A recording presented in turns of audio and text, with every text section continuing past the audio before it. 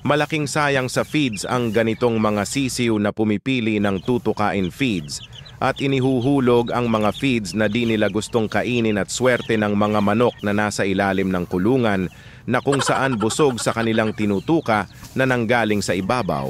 Kaya ito ginawa ko para di masayang ang mga patuka na hinuhulog lang ng mga sisiw. Kaya pinalitan ko ng mas makapal at malapad na lagayan ng patuka. At di basta-basta mahulog ng mga sisiw sa tuwing kakain na sila. Mas maganda ito kasi mas malaki ang trapper ng lagayan ng patuka in case na huhulugin ng mga sisiw ay matatrap agad ang feeds at babalik sa lagayan nito at pwede pa matuka ng ibang mga sisiw. At aalisin ko na ang isang lagayan ng patuka. Kasi yung lagayan ng patuka na aalisin ko, good for day-old at week-old na mga sisiw lamang. Kasi yung sisiw natin dito ay umaabot na 3 weeks to 1 month old.